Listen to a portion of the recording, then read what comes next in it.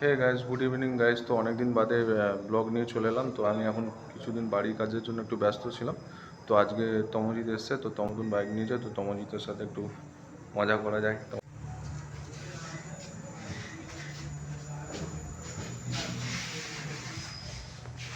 দিয়ালে ধাক্কা মেরে দিয়ে দেবো। সবাই কেমন আছো? ভালো আছো? তো তো অনেকদিন বাদে আসতে পারিনি, আমি তার জন্য মাপ চাইছি। তো বাড়ির কিছু কাজ চলছিল, আমার নিজে একটু বাড়ি হচ্ছিল, তো সেই জন্য আমি বিজি ছিলাম। বাইকটা কত কি দাম পড়েছে?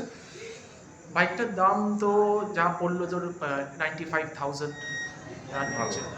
ওখানে আরও অ্যাডঅনস ছিল, যেমনি হেলমেট, তারপরে বডি স্টেপ, এইসব নিয়ে যদি তুই করতিস তো আরটিও নিয়ে অ্যারাউন্ড 1 লাখের বাইরে তো চলেই যেত। বাহ। কিন্তু আমি ওই সব বাকি যা যা অ্যাক্সেসরিজ ছিল ওগুলো তো খুব একটা ম্যান্ডেটরি ছিল না নেওয়া, তাই জন্য আমি খুব একটা বেশি কিছু অ্যানাউন্স করিনি। চল, কংগ্রেচুলেশন, জাস্ট ভালো। ঠিক আছে।